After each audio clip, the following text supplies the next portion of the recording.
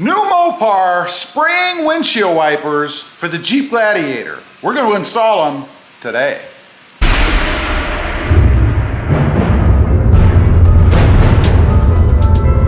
Well, good afternoon everybody and welcome back to Rob Motive JT. We have another mod on Randall's Jeep Gladiator Mojave.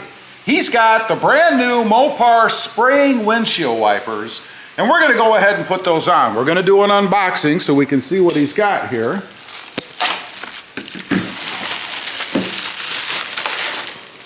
And this is, what in the world is this? That's something so we can pull the blades off. They're real stiff on these trucks. Okay, and this is technically a battery terminal puller. But it'll also work on windshield wiper, because what it does is this grabs underneath the blade, you twist this, it pulls it off. And what you're talking about, of course, is pulling off the arm on here itself at this point. Right. Okay, makes sense. Next up, the windshield wiper blades. I'm assuming. Let's see themselves.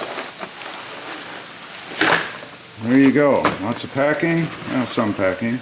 Oh, we actually have the blade. I think. There you go. There's the blade. And what does it look like? Oh, there's where the nozzle connects. And then. Or the hose, I guess. And then it looks like it sprays out along here, maybe? We'll find out at the end. I'm not sure. There's supposed to be 12 holes on each blade, and I'm not sure where they're at, to be honest. But yeah, it comes out through that.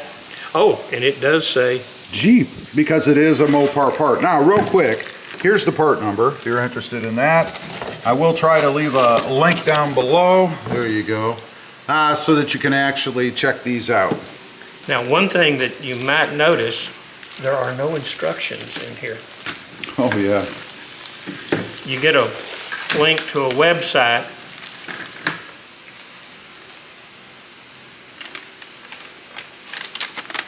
Ah, there you go. And then you can go there and you can print your, or you can just read them off your phone. I mean, there's all kinds of options there. But, okay, so you actually went out and printed these off? I printed them off, yeah. Okay, good to know. But when, you know, if you're expecting to open this box and have instructions, you'll be disappointed. Right.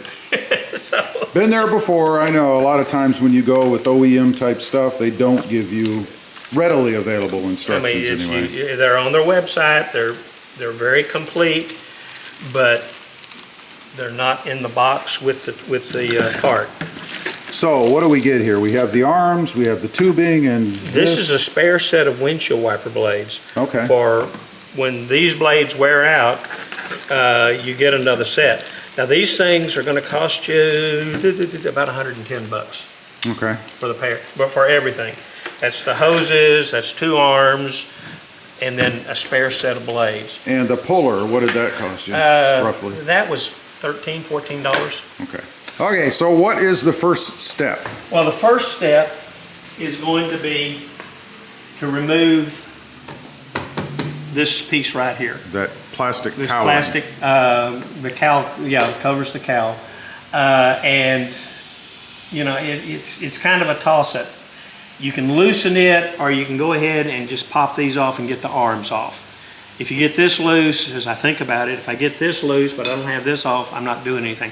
Might as well pop this and pull the arms. Okay, and those are just held on by those push fasteners or pins like the door cards. This is. Right. This is just a snap cover. It'll just, you pop it off with a screwdriver and then, you know, back off. And then underneath it, there's a 15mm nut.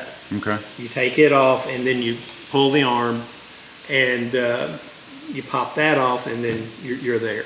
By the way, it helps if you're like 6'7" with gargantuanly long arms. As opposed to 5'5". Or 5'9" and a half. I used to be 5'7.5", but that was 20 years ago. Yeah, gravity, you know. Gravity sucks, yeah. Randall has chosen to use a height enhancement device, otherwise known as a footstool kind of thing. Much easier if you're not vertically gifted. Or if you're vertically challenged. You know, well, you know, I'm trying to be politically correct here. So you can see he has popped the cover again, screwdriver, it just pops off, and you can see that 15mm nut. That's what he is going to loosen now. Okay, we're going to use a ratchet. I think might, yeah, be a little bit easier than a wrench, only because it's kind of indented. I think kind of hard to get a wrench on it. That and my wrench was I grabbed a 16 millimeter wrench instead of a 15 millimeter wrench, and that also inhibits the functionality. Now the puller, and this is important. You can see it's on there. I mean, yeah, if you're a He-Man, I suppose you could jerk that off and hope you don't hit yourself in the mouth when it breaks free. But why not make life easier? Use something that'll just gently pull it off so you don't have any problems. I think I heard it pop loose. Yep, look at that. I don't know how you get any easier than that. It's already popped, so I'm assuming it's free. Much easier. Highly recommend doing it that way as opposed to trying to muscle it off or pry it off with something. You can see how easy that was. Okay, on to the other side. Exactly the same thing as the side we just did. Randall's got the cover off again, just with a screwdriver. Next up is to pull this trim or cowl piece. Realistically, you could assemble the wiper blades now. You can take this off. It don't matter. The order of things, right? The order. I am curious, why do you have to remove that at all? To run the hoses, because you've got to run a hose from over there. These hoses, this hose comes up through that hole for that windshield wiper blade. This hose comes up through this hole for this windshield wiper blade. Well, you've got to either that or you just kind of have to zip tie this to the top of the cowl, which wouldn't look good. No. Okay, makes sense. So it's to be able to position the hoses properly. Yeah, it's all about getting the hoses where they need to be so that they're not just, staring at you. Right. Okay, he's got the cowling, plastic piece, whatever you want to call it, popped off. Actually, easier to do from underneath for the center one anyway. But now it's a matter of, I assume, running the tubing. Yeah, I'm just seeing where I want to take it from. Okay, now just for reference, this is the old tubing right here. I mean, you don't go all the way back to here. This is this plastic piece. That's actually tubing coming off of your windshield washer fluid. It goes to this, and then it goes off, and then goes up inside. Mm-hmm. So all we're going to do is disconnect here, and then we'll reconnect the new hose to this.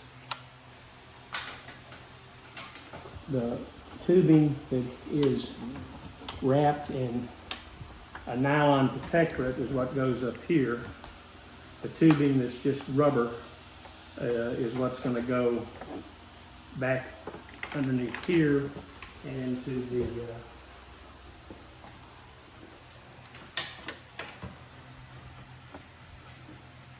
there's a gap right here. It'll just push through that.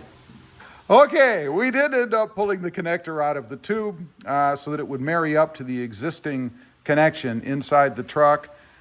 Just to go ahead and stick it back in. It did leak with what came with the unit, so that's why we're doing this. It is a little difficult to get out, but it does eventually pull out. You can see the difference in the size. This is the one that the factory. This is the one that was on the wiper, and yeah, that's not gonna seal well. Marry up. Yep. So we'll get that done, then we'll move on. Next step is to take the arms off of the existing OEM blades because you're going to reuse those. So those are just pulled off. And then you go ahead and put on the new blades, which includes the nozzles or the openings for the spray. And the new and improved one will say Jeep. Jeep. Once you have the blade put onto the existing OEM arm, you put the tubing on and it runs through the spring, it looks like, and then should connect up to the little nozzle or nipple edge right there. And that's what Randall is working on now. Yeah. The next step is to zip tie the hosing so that it's away from the motor and stuff underneath that plastic piece or cowling, if you will. So that's what Randall's doing now. And the only trick to this is before you stick that down, you snake this You got it backwards. backwards. That's why it's not looking right. Okay. Is you want to snake this up through. Because trying to fish it up later is not going to work. and you want it to come up through where the rod is on that side of the rod. Okay, we've got the plastic or trim piece back on. The tubing is pulled up beside the connection for the arms, or the windshield wipers themselves, if you will. And Randall is studying intently on how to connect the wiring up. Well, he broke it. There is a plug that needs to come out of this. Ah, okay. So plug it in, like you can see he's doing. There you go, I heard a snap. And then it's a matter of repositioning the wiper itself and tightening it down. So basically reverse of taking it off at this point. It's all done. We're gonna give it a test. Let's see if it works. Well, look at that lovely pattern. You can really see it over there. And over here as well. Seems to cover the whole windshield.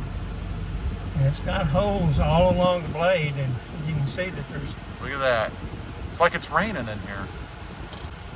And that's much better. One thing that Randall pointed out, when you're going 70 mile an hour or more, and it's spraying out of the hood nozzles there, it kind of blows all over the place. This way, the water is being dropped right at the blade level. So, I think it's a successful job. What do you think? I'm happy with that. There you go. That's the finished product. I like it. I may need to add this to mine. They seem to work really well, and I like the coverage that they give. Anyway, leave a comment. Let me know. What do you think of the new Mopar windshield washer wipers? I'd be curious to know. Also, real quick, I do have 2 additional channels. Rob Motive, all about Toyota Tacomas, and Rob Motive MT, all about compact trucks. Check them out, and if you're interested, why not subscribe?